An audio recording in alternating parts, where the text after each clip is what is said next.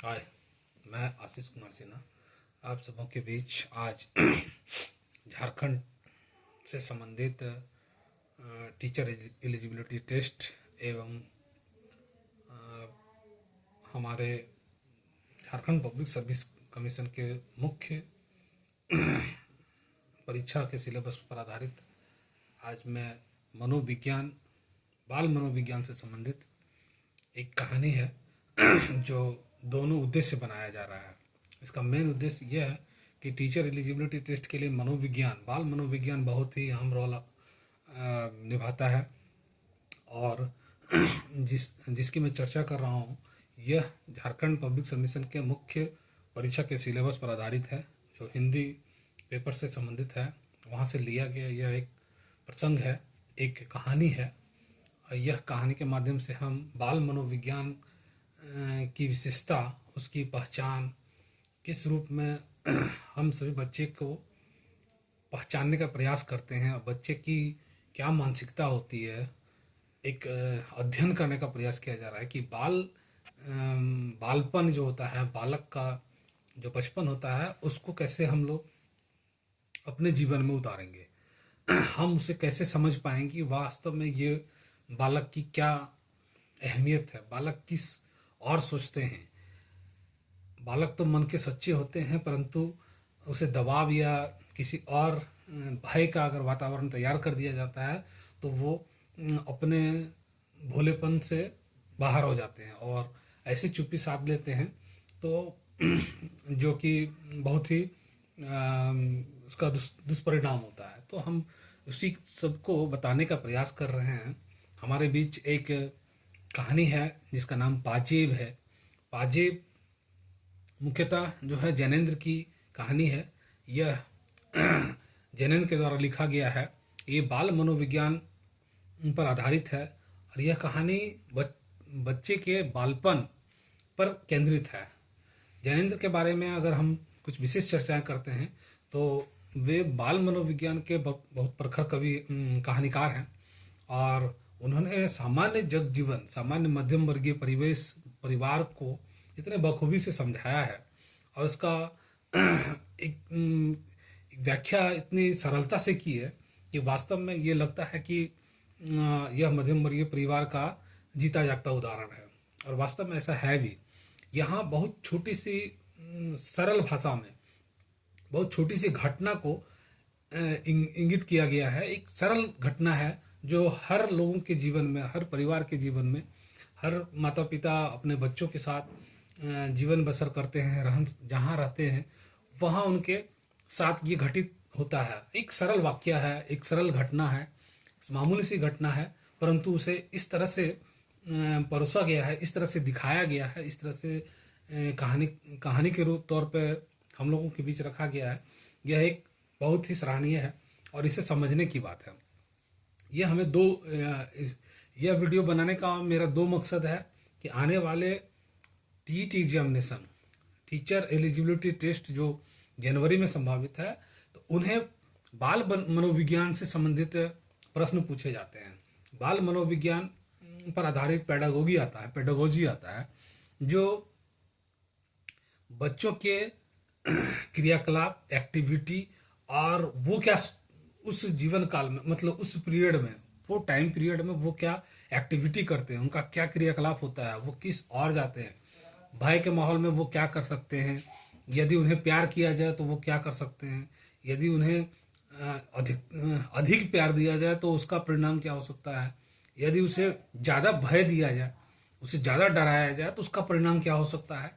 ये सब इंगित करता है कि हम उसके साइको को पकड़े जाने, बच्चे के जो विचार है, जो संवेदना है, क्योंकि उसकी आयु तो बहुत कम होती है। वो बच्चा लर्नर होता है, वो सीखने का प्रयास करता है और उसमें उसका माइंड शार्प होता है, उसमें किसी प्रकार का छल कपट दुनियादारी नहीं होती है, वो एक शार्प माइंडेड होता है। तो ये हमें दिखाने का प्रयास किया गया, इसलिए छोटी सी वाक्य का हम लोग इसमें प्रवेश करना चाहते हैं। एक छोटी सी कहानी है जिन्होंने जैनेन्द्र के द्वारा लिखी गई है। इसका नाम पाजेब है और पाजेब के बारे में आज मैं बताने जा रहा हूँ आपको। पाजेब पैर में पहनने वाली चांदी की जो है बना हुआ वस्तु होता है, तो वो एक सामान्य सी बात है कि जो बच्चियां होती है या छोटे छोटे बच्चे होते हैं उनको पाजेब पहनाया जाता है पायल की तरह। तो सामान्यतः उसे पायल हम लोग बोल सकते हैं। ये एक बहुत ही बाल मनोविज्ञान की कहानी है। इसके माध्यम से हम बहुत कुछ सीखने का प्रयास करेंगे कि चाइल्ड साइकोलॉजी है क्या।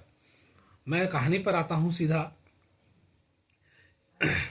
ये कहानी जो है बुआ और मुन्नी जो उसकी भतीजी है और उसके भतीजा जो होते हैं आशुतोष, इस पर आधारित है।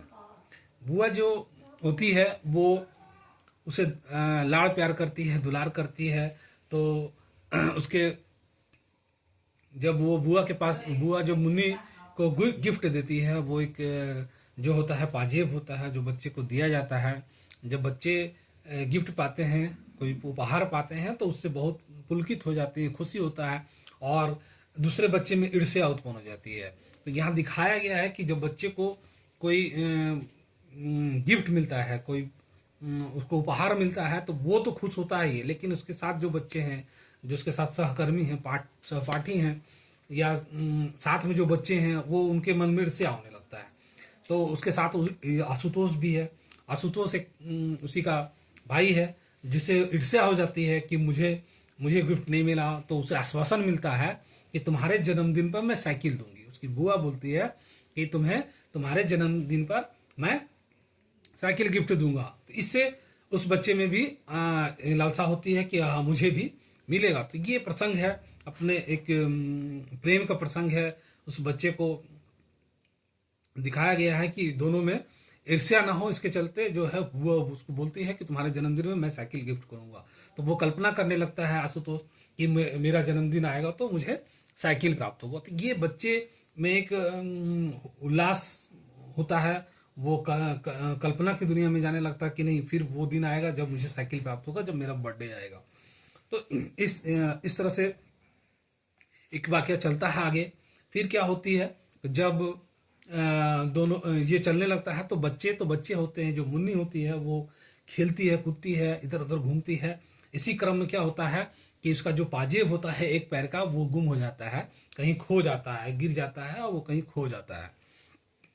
जब खो जाता है तो अचानक ये वाकया पूरे घर में मालूम होता है कि हाँ, मुन्नी के पैर से जो पाजेब था वो गुम हो गया है, किसी ने उसे ले लिया है। तो ऐसी जब घटनाएं घर में होती है तो सभी के मन में एक चर्चा होने लगती है और एक ये होने लगता है कि ये चांदी का सामान है, ये वस्तु है, कीमती सामान है, इसे चोरी हो गया।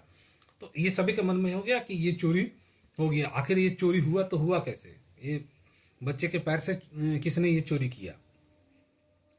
तो इन्होंने यहाँ दिखाया गया है कि जो हमारे लेखक हैं उन्होंने दिखाया है कि किस प्रकार से इस वाक्य को एक अलग अवसर निकाल करके जो है उसका वर्णन हम आगे करना चाहते हैं। आप ध्यान से सुने। होता क्या है कि जब पाजेब ना मिलने की सूचना दी जाती है, जब किसी को नहीं मिल पाता है, तो एक पाजेब का खो जाना चोरी में बदल जाता है। यानी कि जब एक पाजेब खो जाता है तो ये सूचना मिलने के साथ ये चोरी में कन्वर्ट हो जाता है कि ये पाजेब चोरी हो गया है। घर में अक्सर चीजें ठीक अवसर पर नहीं मिलती है और खो भी जाती है, पर चांदी का एक पाजेब का खो जाना परिवार के लिए महत्वपूर्ण घटना है। यह एक वस्तु को अनुपस्थिति नहीं, आभूषण की अनुपस्थिति है। यानी किसी सामान्य वस्तु की खोज नहीं लोग नहीं करते हैं। ये क्या हो गया कि आभूषण हमारा एक अनुपस्थित हो गया, आभूषण हमारा खो गया है।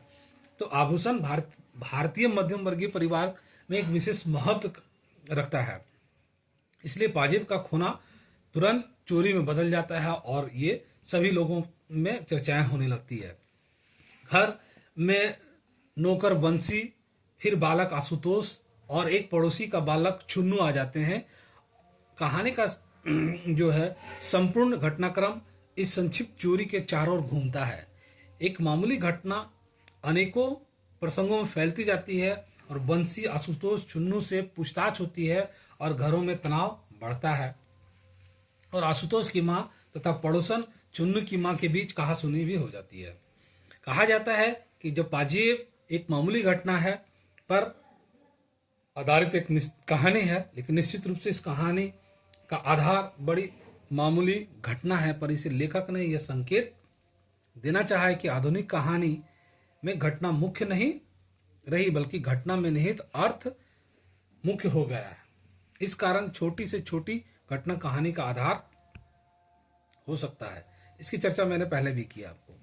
तो ये कहानी का घटनाक्रम आगे बढ़ता है तो हम देखता है कि पिता द्वारा प्यार के प्रदर्शन से बच्चे सच बोलते हैं, पिता के भय से बच्चे सच बोलते हैं, या किसी प्रताड़ना से बच्चे सच बोलते हैं। क्योंकि ये कहानी जो है वो ये 3 बच्चे होते हैं जिनके इर्द गिर्द एक जो नौकर होता है उसके इर्द गिर्द होता है, एक जो चुन्नू होता है उसके इर्द गिर्द आशुतोष, ये तीनों पर ये होता है, शक का दायरा उस पर चलता है। तो ये सभी से पूछताछ की जाती है, बारी बारी से सभी लोग पूछते हैं, पिताजी पूछते हैं, घर के लोग पूछते हैं, लेकिन कोई किसी का नाम नहीं लेता है कि ये जो है हमने चोरी किया है या हम इस वस्तु को कहीं ठिकाना लगाया। पूरे दिन ये घटनाक्रम चलते रहता है परंतु किसी को भी ये पता नहीं चलता। जब इस प्रसंग में एक बहुत बड़ी रोचक बात कही गई है, दिखाया गया है कि जब पिताजी के द्वारा भय दिखाया जाता है, डांटा जाता है या पूछा जाता है तो बच्चे निरुत्तर हो जाते हैं, वो कुछ नहीं बोल पाते हैं। जब आशुतोष को जो पूछा जा रहा था उनके पिताजी के माध्यम से, तो आशुतोष ने कोई जवाब नहीं दिया कि हमने क्या किया, हमने किसके साथ खेला, लेकिन वो निरुत्तर हो गया, वो चुप हो गया, साइलेंट हो गया। उसी तरह से बंसी के साथ भी हुआ, उसी के चुन्नू के साथ भी हुआ। उनके द्वारा जब भी प्रेशर से यानी कि प्रताड़ित करके, धमका करके, डरा करके पूछने का प्रयास किया तो बच्चे ने कोई जवाब नहीं दिया, वो चुपचाप हो गया और साइलेंट हो गए। यहाँ एक मनोविज्ञान की झलक दर्शाता है। एक बताता है कि अगर बच्चे से प्रेशर से में बात किया जाए, बच्चे को अगर धमकाया जाए या डराया जाए तो बच्चे निरुत्तर हो जाते हैं, वो उसका जवाब देना अपने आप को तैयार नहीं रखते हैं, वो जवाब नहीं देते हैं और चुपचाप हो जाते हैं। यहाँ एक झलक दिखता है। दूसरा होता क्या है, यही घटनाक्रम जब आगे बढ़ती है, जब उनके पिताजी चले जाते हैं, अपना ऑफिस वर्क में चले जाते हैं और शाम को वो वापस आते हैं तो पिताजी को यह सूचना मिलती है कि पाजेब का पता चल गया है ना। जब पाजेब का पता चल गया है तो उनको भी आश्चर्य होता है कि हमने तो इतना प्रयास किया पर कोई नहीं, लेकिन दिन भर की माथा पेची के बाद कैसे ये पता चला। जब पता चला तो ये जब ये प्रसंग उनकी माँ ने जब बताया कि मैंने आशुतोष को प्यार से जब अपने पास बैठा करके उसे दुलार करते हुए, खाना खिलाते हुए पूछा तो उसने सारी बातें सच्चाई को बता दिया। अब सारी बातें क्या थी वो मैं आपको बताता हूं।